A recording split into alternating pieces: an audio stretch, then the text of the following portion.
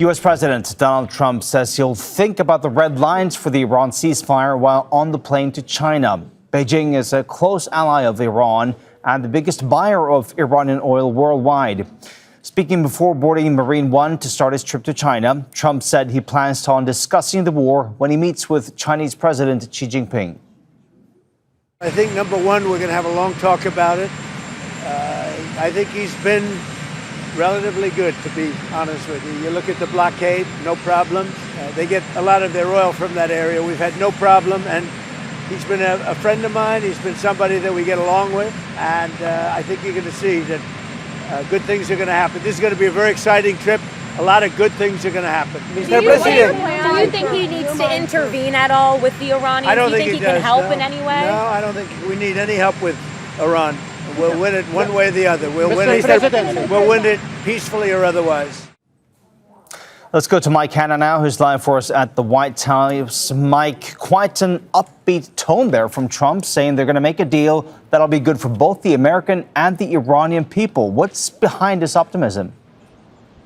Well, it is a position that he's inhabited for a number of days now. We're at war, but we're not at war, saying that he's confident, he's comfortable to remain in the state of limbo. He believes, and repeated there again, that the US has already won the war. He believes that at some stage the Iranians are going to be forced to come to the negotiating table on the US terms. So expressing that sense of optimism is something that he has been doing on a daily basis, saying that we are going to work this out, saying that we are going to have some kind of agreement, and then he adds that not so veiled warning, or else. So he is using this, and this is a position that he has been in for a period of time now. Mike, Donald Trump's also saying that ships are going to start moving through the Strait. There's going to be a gusher of oil and inflation is going to come down. He's even saying that you're going to see the golden age of America. Is he just trying to paint a positive picture here to keep his voters happy?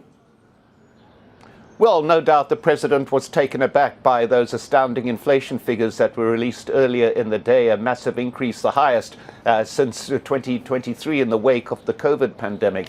He's trying to put a good light on it. He continues to insist, as he has done in recent days, that once the war ends, then everything is going to suddenly return to normal. The price of oil will go down, the cost of living will go down. And he bristled at suggestions from reporters that the war is creating a major issue for the US economy, saying that those who say that are, and to use his word, stupid, because he says that his bottom line is that Iran must not have a nuclear weapon.